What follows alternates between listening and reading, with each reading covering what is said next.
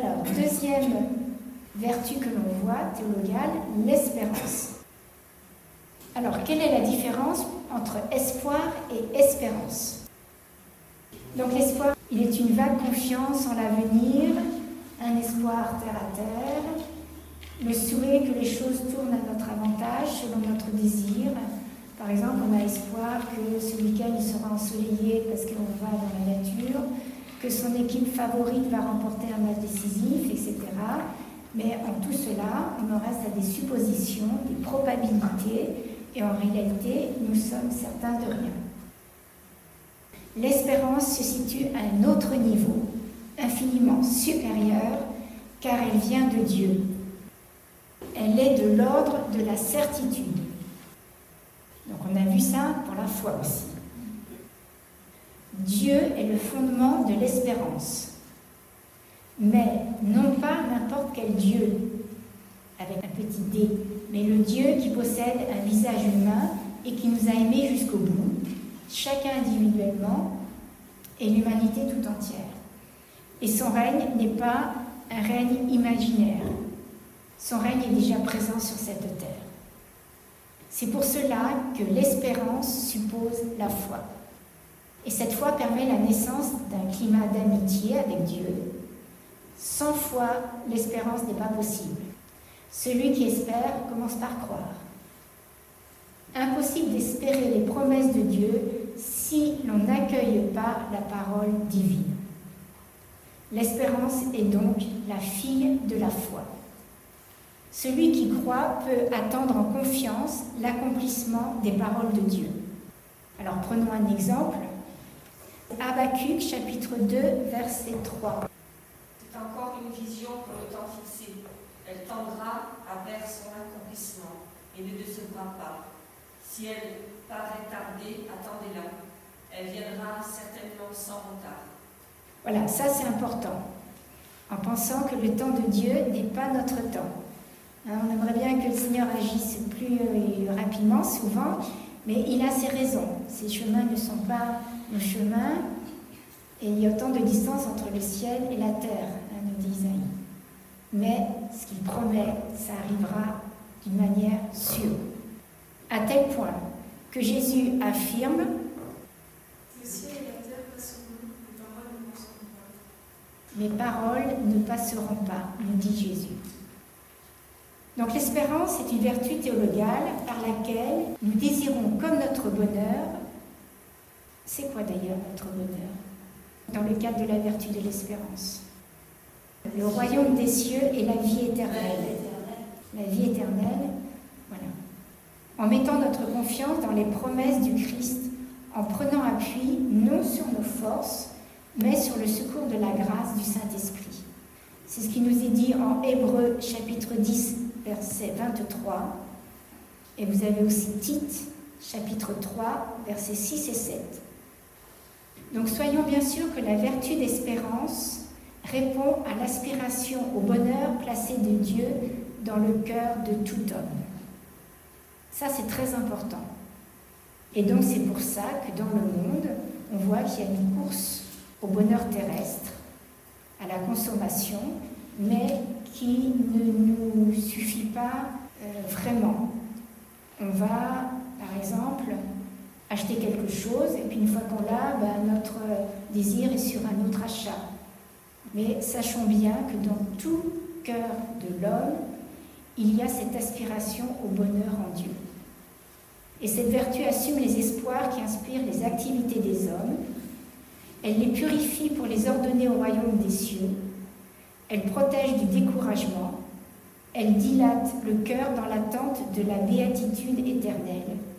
Et elle soutient en tout délaissement. Par l'espérance que Peggy appelait la petite vertu espérance, et je vous invite à aller voir ce que Peggy parle de l'espérance, c'est vraiment très beau. Donc nous devons nous rappeler que depuis notre baptême, nous sommes déjà par avance passés de la mort à la vie. Et que de ce fait, le mal, le péché, la mort n'ont pas sur nous le dernier mot, en raison de la passion, de la mort, de la résurrection du Christ. Ce qui veut dire que nous avons toujours à percevoir dans tout ce que nous vivons ce qui peut nous faire sortir des ténèbres, pour faire l'expérience de la lumière de la résurrection. L'espérance chrétienne reprend et accomplit l'espérance du peuple élu, les Juifs, qui trouve son origine et son modèle dans l'espérance d'Abraham, comblée en Isaac, des promesses de Dieu et purifiée par l'épreuve du sacrifice. Donc, vous pourrez le voir en Genèse chapitre 17, versets 4 à 8, et chapitre 22, versets 1 à 18.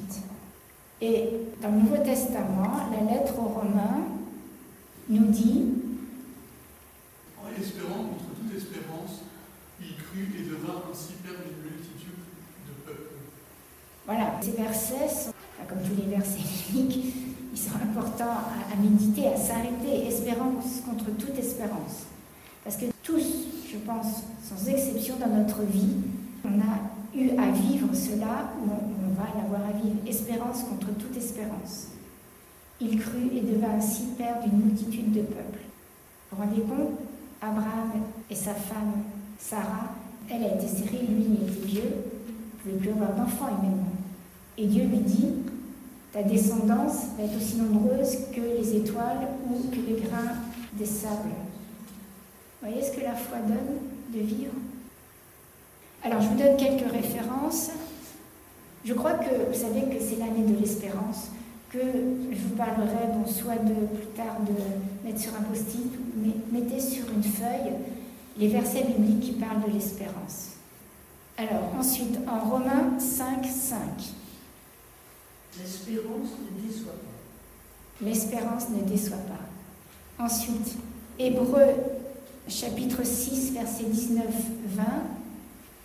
L'espérance est l'encre de l'âme, sûre et ferme qui pénètre là où est entré pour nous, en précurseur Jésus.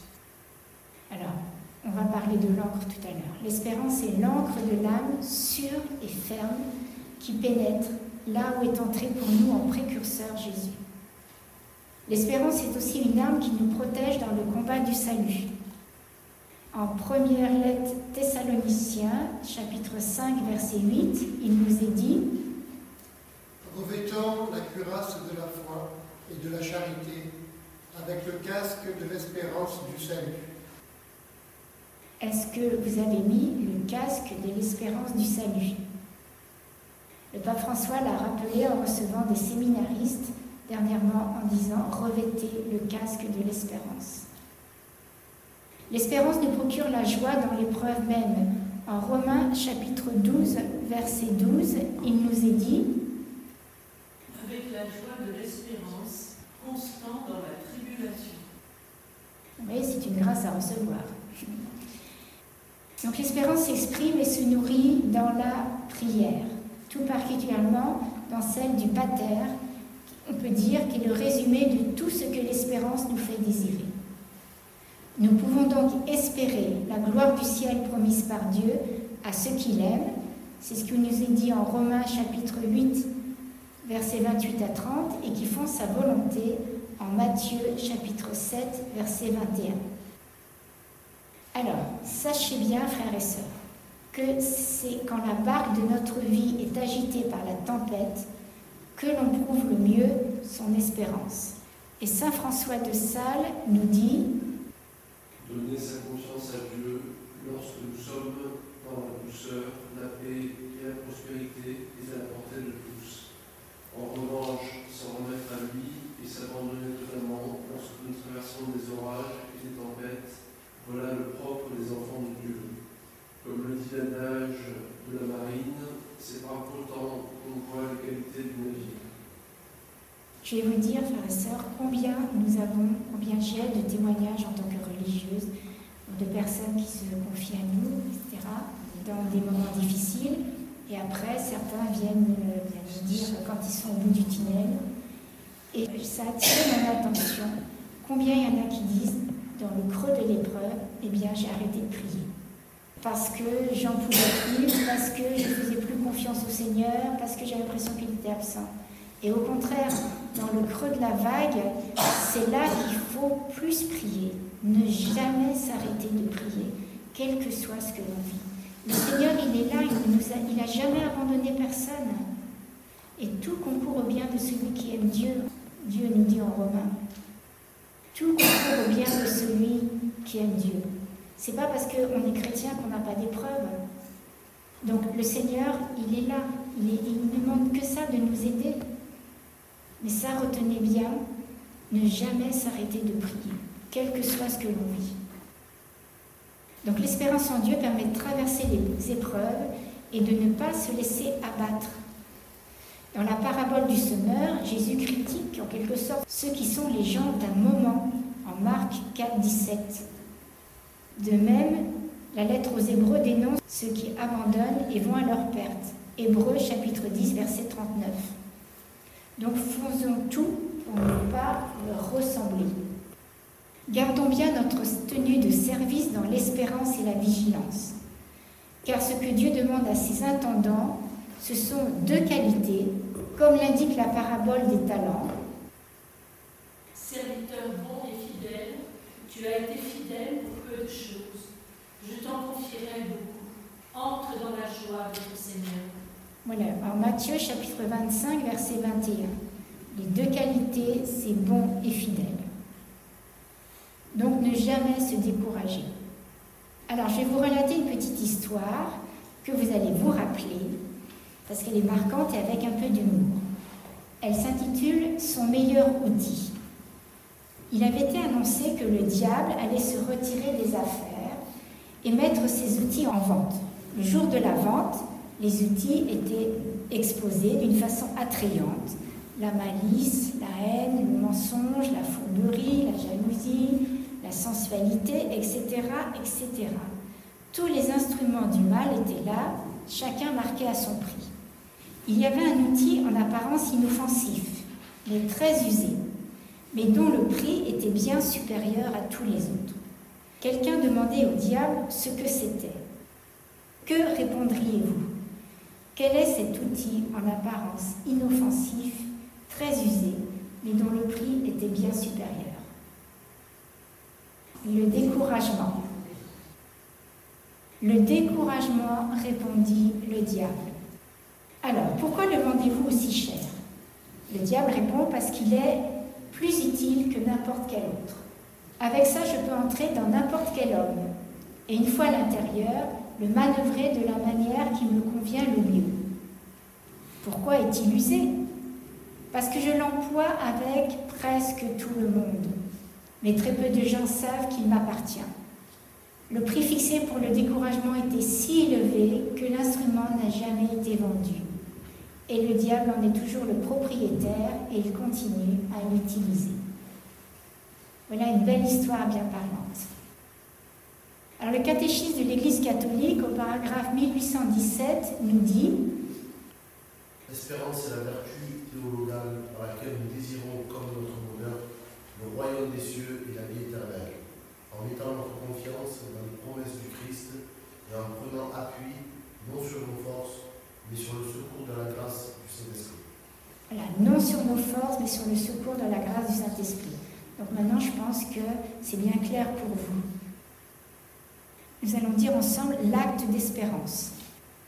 Mon Dieu, j'espère avec une ferme confiance que vous me donnerez par les mérites de notre Seigneur Jésus-Christ votre grâce en ce monde et le bonheur éternel dans l'autre, parce que vous l'avez promis et que vous êtes fidèle dans vos promesses.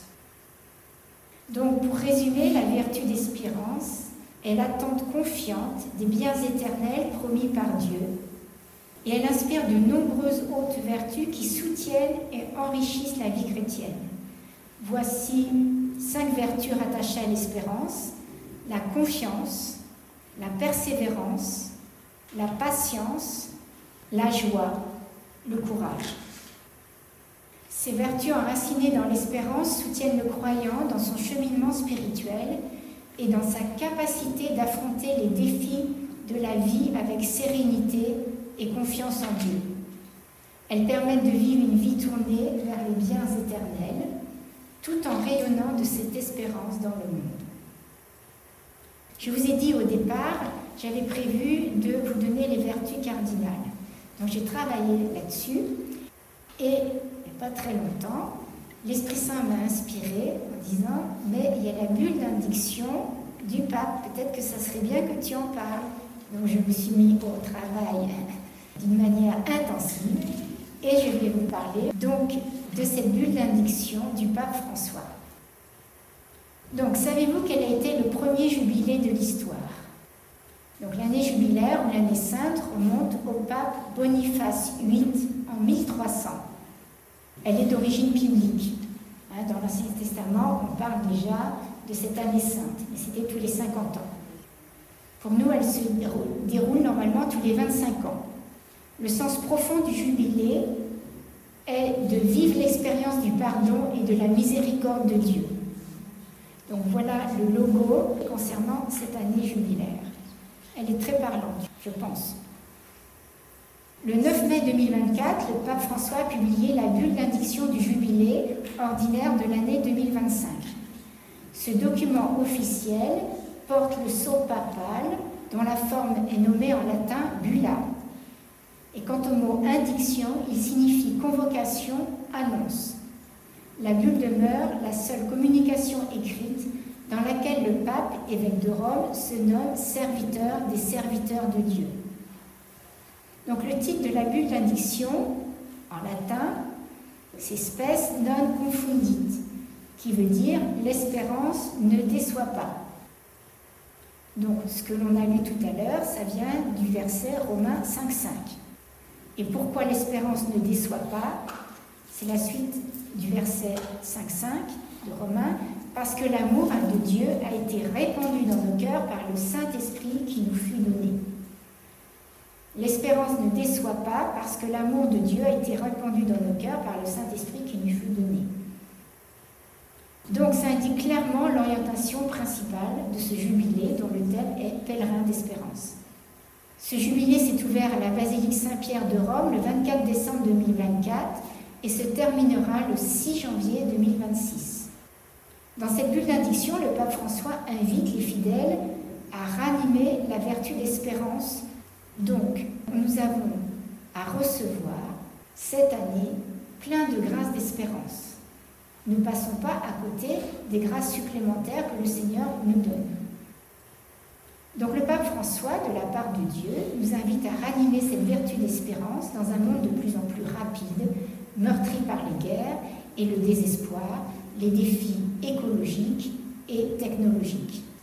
Il propose de redécouvrir la patience, qui est le fruit de l'Esprit Saint, qui maintient vivante l'espérance et la consolide en tant que vertu et style de vie.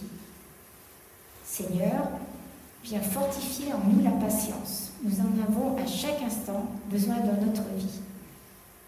Alors, ce lien étroit entre espérance et patience montre que la vie chrétienne est un chemin qui a besoin de moments forts pour se raffermir. Le pèlerinage est donc un élément fondamental de tout événement jubilaire. Il est attendu 32 millions de personnes à Rome, où plusieurs itinéraires de foi seront proposés. Sachez qu'il y a un calendrier de célébrations et événements qui est offert aux pèlerins, indiquant des journées spéciales, comme celles des prisonniers, des familles, des jeunes, des grands-parents, des malades, etc. Et le pape François précise que le jubilé ne doit pas être célébré seulement à Rome, mais dans les églises locales, les sanctuaires, les paroisses, d'où l'ouverture des 4 portes saintes dans notre diocèse Fréjus-Toulon.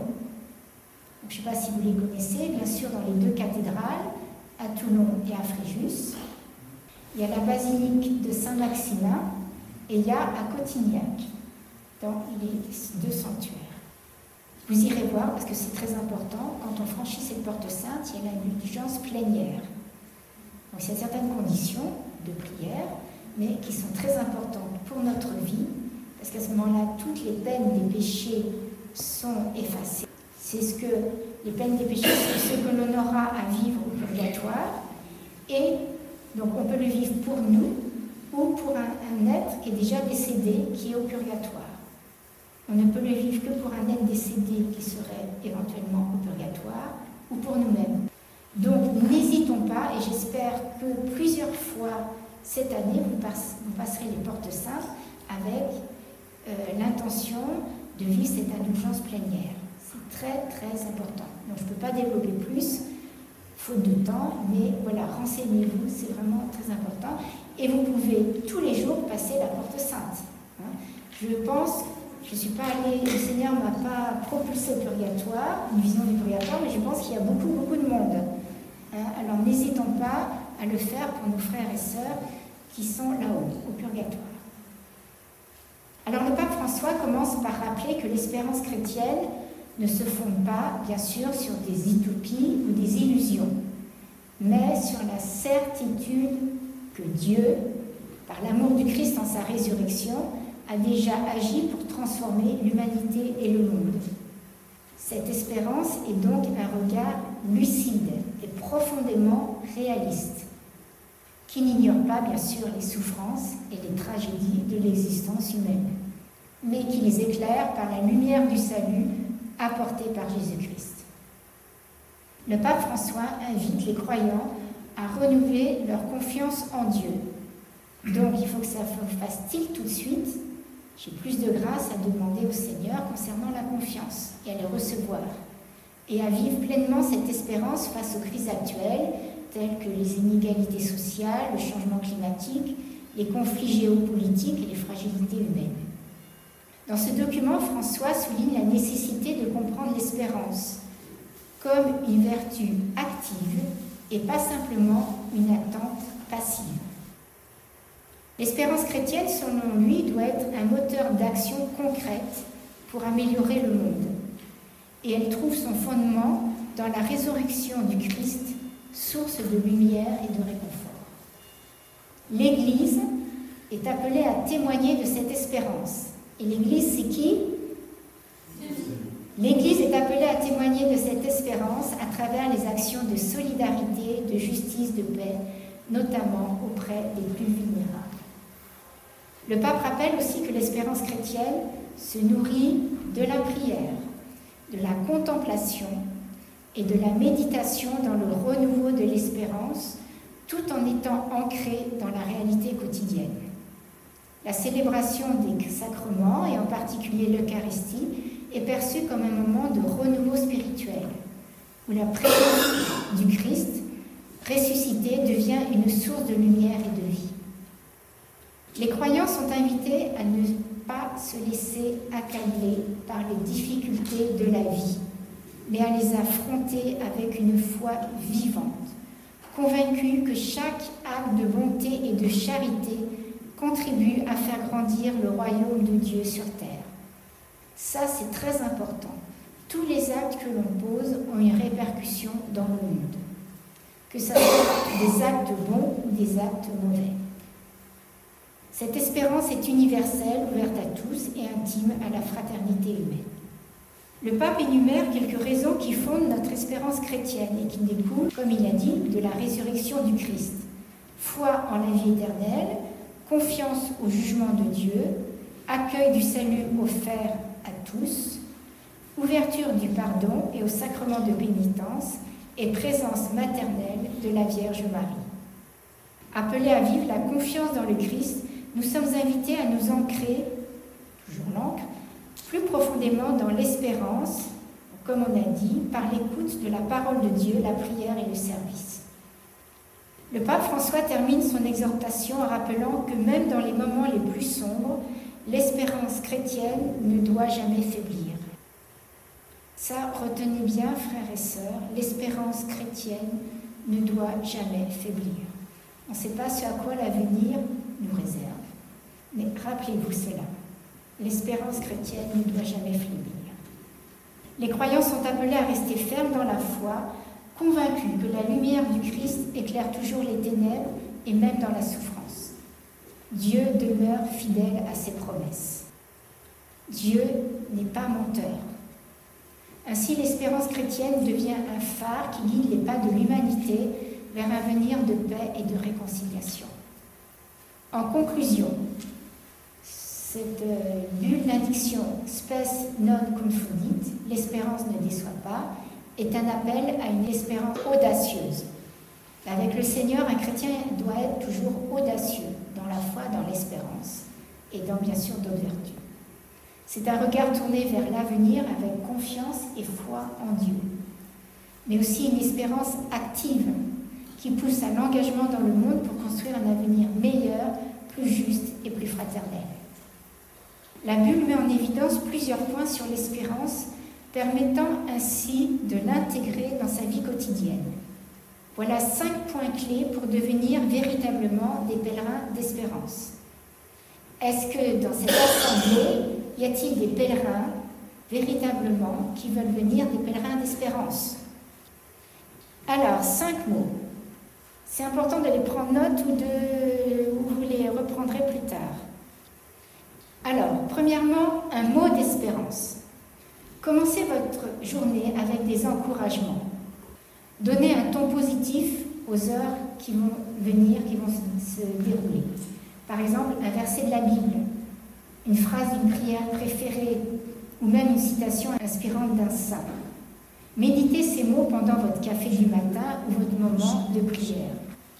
Laissez-les s'infiltrer dans votre cœur, comme un rappel que chaque nouvelle journée est remplie de potentiel et de grâce. Conseil pratique. Écrivez des phrases pleines d'espérance sur des post-it et placez-les là où vous les verrez bien. Répétez-les tout au long du jour et cela sera d'autant plus efficace si c'est une parole de Dieu. C'est ce qui correspond à ce qu'on appelle une prière jaculatoire, cette répétition tout au long du jour. Et c'est comme une flèche enflammée dans le cœur de Dieu. Deuxième point, un chemin d'espérance, c'est-à-dire avancer vers quelque chose de plus grand. L'espérance grandit lorsqu'on prend des mesures concrètes pour atteindre ses objectifs et ses aspirations, aussi petites soient-elles. Ce chemin d'espérance n'est pas nécessairement des grands gestes, mais un mouvement constant et déterminé vers l'avant. Conseil pratique. Chaque soir, écrivez une résolution que vous ferez le lendemain pour apporter de la lumière dans votre vie ou dans celle de quelqu'un d'autre. Cela peut être aussi simple que d'appeler un ami, de faire du bénévolat, etc., etc. Troisième point, des signes d'espérance. C'est important de remarquer le bien autour de nous et de ne pas se laisser prendre par tout ce qui est négatif, tout ce que les médias peuvent nous relater, qui sont principalement négatives. Ça fait longtemps que je ne vous ai pas dit, si jamais il y a quelqu'un qui est intéressé dans cette assemblée, de faire une chaîne de télévision avec ce que font les chrétiens de bien. 24 heures, ça ne suffirait pas à émettre. Il faut de l'espérance, de l'encouragement dans ce monde. Il y a tellement de belles choses qui se passent au nom du Seigneur. Parce que tout baptisé est un autre Christ. Nous faisons des belles actions, peut-être pas toujours, certainement, mais tellement de bonnes actions que l'on fait. Bon, voilà, l'appel est lancé. Donc, trop souvent, pour la plupart d'entre nous, nous concentrons sur ce qui ne va pas. Et ces signes d'espérance sont des choses simples. Ça peut être le rire d'un enfant, une fleur en bouton, un mot gentil d'un inconnu, un sourire. Ne peut-on pas les considérer comme des empreintes digitales de Dieu, des doux rappels de sa présence, de son amour? Conseil pratique. Tenez un journal de gratitude. À la fin de chaque journée, notez 3 choses, puis augmentez petit à petit, des choses qui vous ont donné de l'espérance ou de la joie. Vous verrez qu'avec un peu de pratique, eh bien, on augmente de plus en plus. Déjà, on devrait se réjouir que chaque matin le soleil se lève. Le Seigneur a donné un ordre dans la nature, dans le soleil, lève-toi chaque matin. Et la nature ne peut pas désobéir. L'homme, l'humain, est le seul être qui a la liberté.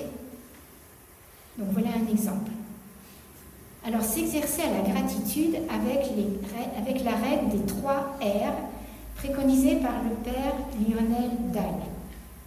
Savez-vous que la reconnaissance est puissante parce que de tous les actes, elle est celui qui transforme le plus le fond même de notre cœur.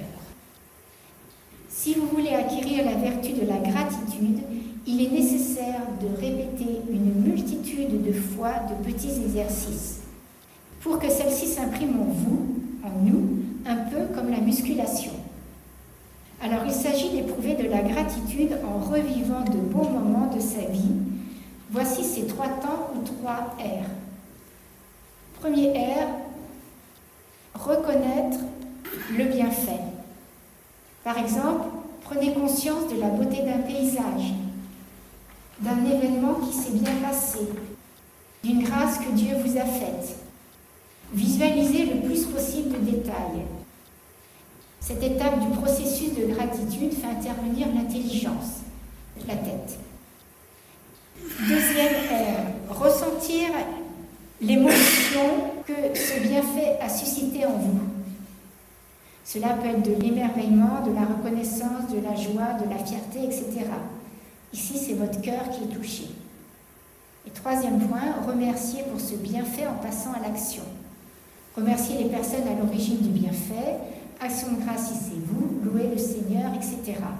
L'acte de remercier est relié à la volonté, c'est-à-dire à la main. Reconnaître le bienfait, ressentir l'émotion, remercier pour ce bienfait. Alors, le père Lionel Dahl a fait un livre qui s'appelle « Le miracle de la gratitude », qui je trouve qui est très bien, parce que non seulement il y a des enseignements, mais il y a plein d'exercices pratico-pratiques. Alors, concluons ce troisième point avec un peu d'humour, en laissant un mot à Maître Eckhart. Si tu remercies Dieu pour toutes les joies qu'il te donne, il ne te resterait plus le temps pour te plaindre. Vous êtes d'accord ? Alors, est-ce que vous arrivez à lire ce que la petite fille dit ? Merci Jésus pour mon papa qui met beaucoup de ketchup sur mes frites quand maman, elle, ne regarde pas. Merci Jésus. Alors, quatrième point, appel à l'espérance.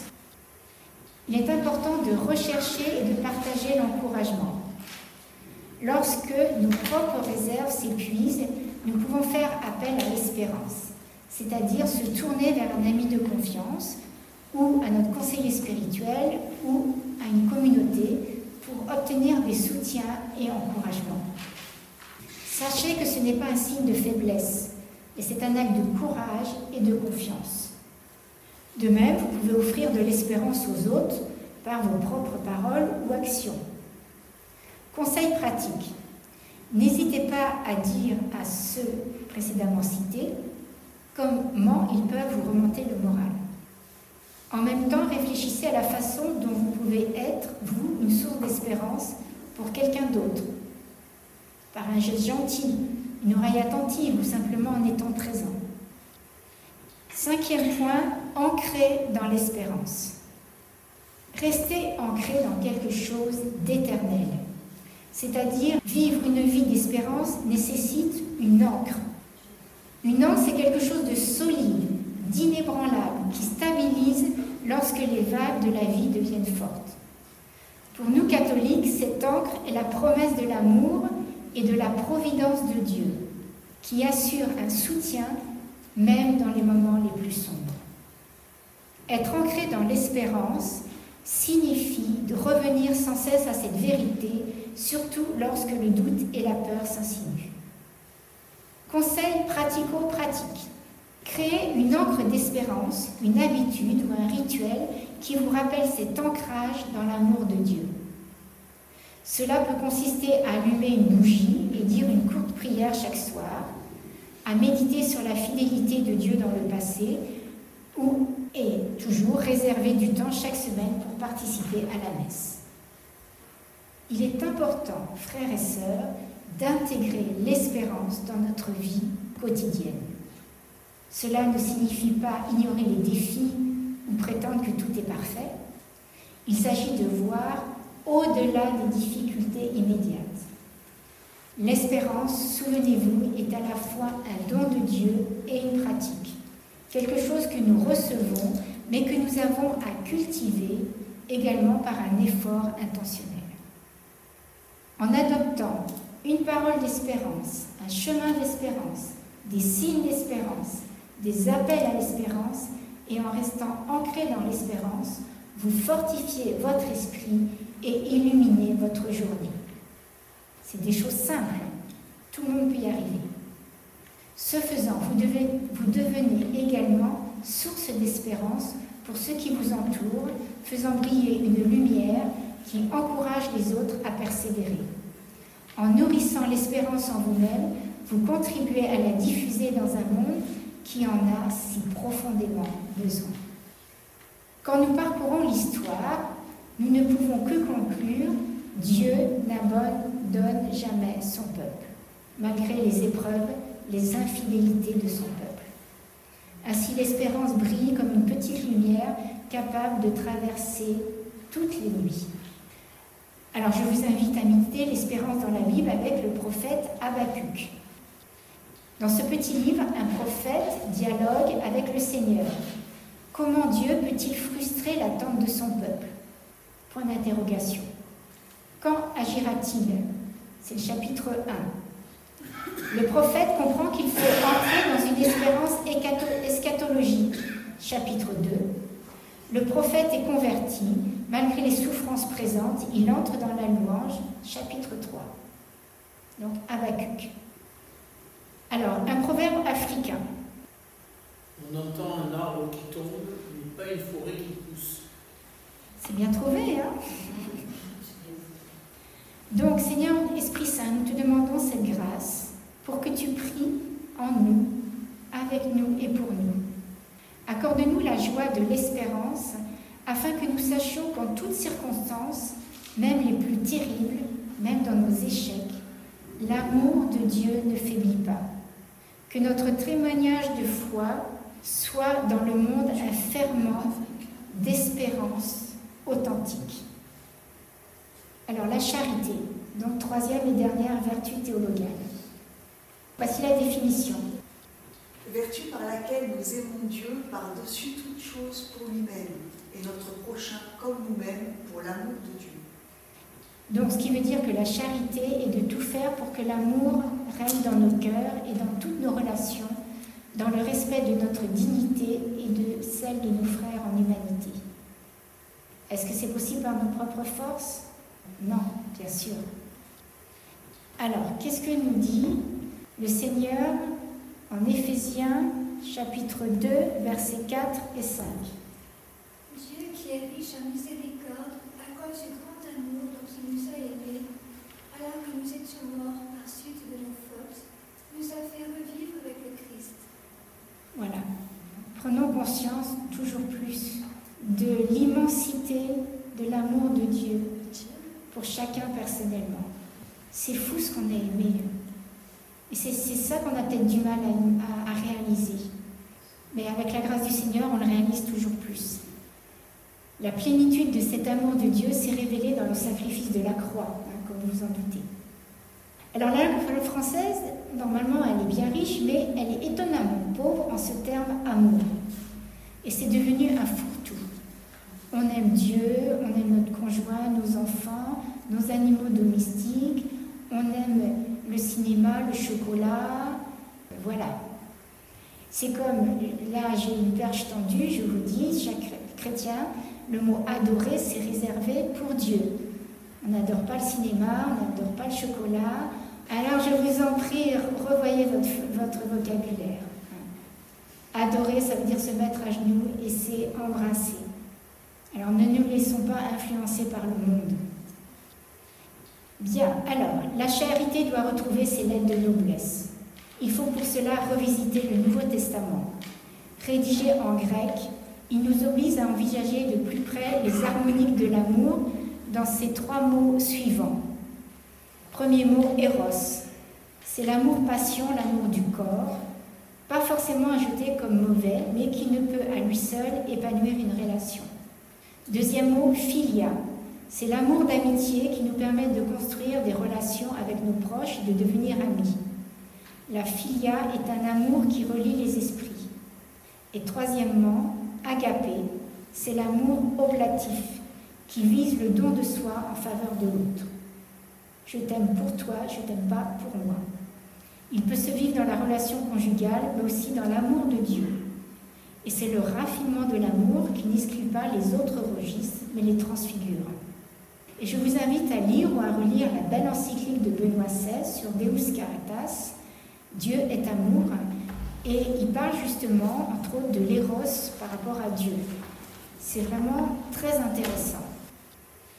Alors, comme vous en doutez, l'exercice de toutes les vertus est animé et inspiré par la charité, bien sûr. L'amour est le guerrier vaillant, toujours vainqueur. Alors, quelles sont les vertus que nous vivrons au ciel, entre la foi, l'espérance et la charité? La foi sera remplacée par la vision béatifique. L'espérance sera remplacée par la possession de Dieu. Donc, il restera que la charité, qui sera en continu et elle ne passera jamais. Donc, la charité est supérieure à toutes les vertus. 1 Corinthiens, chapitre 13, verset 13. Dans l'éternité, elle ne sera plus appelée vertu, mais vie totale dans l'amour. La charité est le fruit de l'esprit et plénitude de la loi, avec un grand L. La charité garde les commandements de Dieu et dont son Christ. Il nous est dit en Jean, chapitre 15, versets 9 et 10. Demeurez en mon amour. Si vous gardez mes commandements, vous demeurerez en mon amour. Donc la charité est une vertu tout spécialement aimée de Dieu, puisqu'elle est l'image la plus parfaite de son être, parce qu'il nous est dit en 1 Jean chapitre 4, versets 8 à 16, Dieu est amour. Dieu est amour. Ne nous laissons pas de méditer ces trois mots. Alors la pratique de notre vie morale, animée par la charité, donne aux chrétiens la liberté spirituelle d'enfants de Dieu. C'est-à-dire, en tant qu'enfant de Dieu, on ne se tient plus devant Dieu comme un esclave, dans la crainte servile, ni comme le mercenaire en quête d'un salaire, mais comme un fils qui répond à l'amour. Et dans la première lettre de Jean, chapitre 4, verset 19, il nous est dit « C'est lui qui nous a aimés le premier. » Voilà, c'est Dieu toujours qui fait le premier pas, et c'est lui qui nous a aimés le premier, donc nous avons une réponse à cet amour, à donner. Cette charité consiste à nous considérer nous-mêmes et à considérer tous ceux avec lesquels nous vivons et que nous rencontrons comme des personnes infiniment respectables, infiniment aimables, à l'exemple du regard que le Christ porte sur chacun. La charité a pour fruit la joie, la paix, la miséricorde. On trouve cela dans le catéchisme de l'Église catholique au paragraphe 1803 et suivant. Alors, ensemble, proclamons l'acte de charité. Mon Dieu, je vous aime par-dessus toutes choses, de tout mon cœur, de toute mon âme et de toutes mes forces, parce que vous êtes infiniment parfait et souverainement aimable. J'aime aussi mon prochain comme moi-même pour l'amour de vous. Donc, vous avez bien compris que l'effort est nécessaire pour que l'amour soit en croissance. Et cette croissance ne peut pas avoir de limite. La mesure de l'amour et l'amour sans mesure.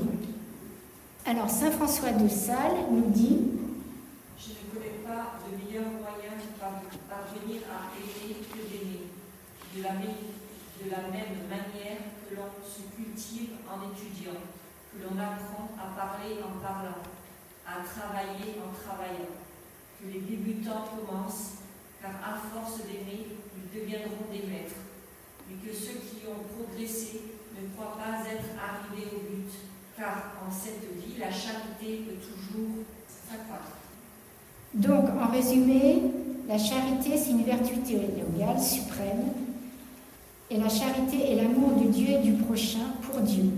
Elle inspire et guide de nombreuses autres vertus qui permettent d'incarner cet amour dans la vie quotidienne. Alors voici quelques exemples. 5 vertus rattachées à la charité: la générosité, la bienveillance, la miséricorde, l'altruisme, la douceur. Notez enfin que la charité est le couronnement de la vie vertueuse. Dans le catéchisme de l'Église catholique, au numéro 2346, il nous est dit La charité est la forme de toutes les vertus. Alors enfin, je vous invite, comme pour les autres vertus, à méditer la vertu de la parabole de la femme adultère et l'amour de Jésus, en Jean chapitre 8. C'est une femme surprise en flagrant délit d'adultère et conduite aux pieds de Jésus. Au terme de la loi de Moïse, elle mérite la lapidation. Jésus est donc pris au piège, dans un piège logique, si je peux m'exprimer comme ça. Soit il condamne une femme à mort, mais alors où est sa miséricorde? Ou soit il innocente cette femme, mais peut-il fouler aux pieds la loi de Moïse pour sauver une vie? Mais avec le Seigneur, il y a toujours une porte de sortie. Alors, un proverbe français. L'égoïsme est tout au singulier, la charité veut le premier. Donc, Seigneur, Esprit Saint, nous te demandons de cette grâce. Prie en nous, avec nous et pour nous, que nous développions ton fruit d'amour, cette qualité du cœur à aimer Dieu et notre prochain en lui faisant du bien. Alors, conclusion de la conclusion. Ouvrir notre cœur. Donc la charité, la foi, l'espérance sont les trois vertus théologales. Il n'y en a pas d'autres. Elles sont source de toute prière, on les reçoit du Seigneur. Comme le souligne le catéchisme de l'Église catholique, il nous est dit on entre en prière par la porte étroite de la foi. L'Esprit Saint éduque aussi à prier dans l'espérance, en attendant le retour du Christ, et encourager à puiser dans l'amour qui est source et sommet de la prière. Donc chaque action que nous entreprenons ne saurait ainsi être accomplie seulement par nous-mêmes. Le pape François explique. Dans les moments de faiblesse, quand survient la tentation d'entourer le bien de la présence parfois encombrante de notre héros, les vertus théologales sont de grands secours. Si nous ouvrons notre cœur à l'Esprit Saint, il ravive en nous les vertus théologales.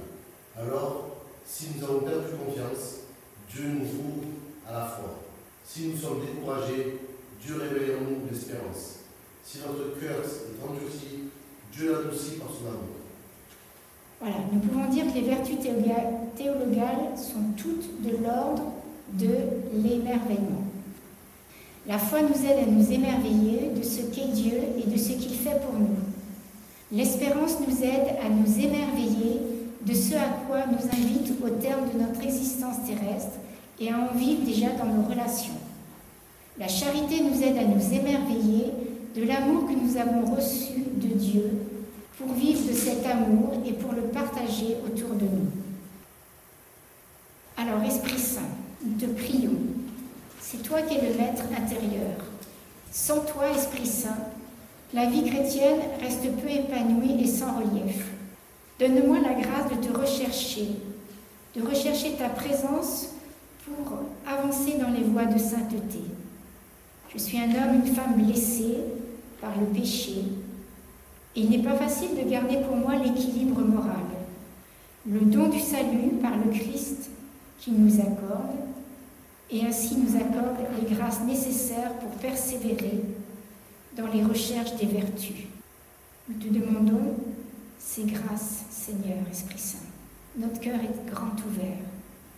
Et nous avons toujours, frères et sœurs, à demander cette grâce de lumière et de force. Que nous ayons toujours cette grâce de recourir à cette lumière et à cette force que l'Esprit Saint nous donne. De recourir au sacrement. De toujours coopérer avec le Saint-Esprit. De suivre ses appels à aimer le bien et à se garder du mal. Cet esprit, nous savons que tu as une plus grande soif que nous, un plus grand désir que nous, de déverser toutes ces grâces dans notre cœur et de nous aider à collaborer avec toi. Nous sommes dans cette nouvelle année, que nous ayons conscience que le Seigneur nous invite à être un être toujours nouveau, si on peut dire. Nouveau, parce que laissant plus de place à Dieu dans notre cœur, dans notre vie, dans tout notre être, à devenir, comme notre baptême nous a pourvu, à devenir un autre Christ, en se laissant pousser par l'Esprit Saint sur le chemin qui mène droit au but, à Dieu notre Père, au ciel. Voilà. Alors, en dernier lieu, le cadeau que je vous ai préparé, pour ceux qui le vivront en différé, voici l'exemple de ce que pourrait vous-même faire se signer, parce qu'il est important de l'avoir dans la poche, dans le sac. Donc il y a 2 références bibliques d'espérance. Vous voyez bien sûr le logo de la bulle d'addiction, et vous avez les 3 âmes de foi, d'espérance et de charité. Merci, et nous prions les uns pour les autres.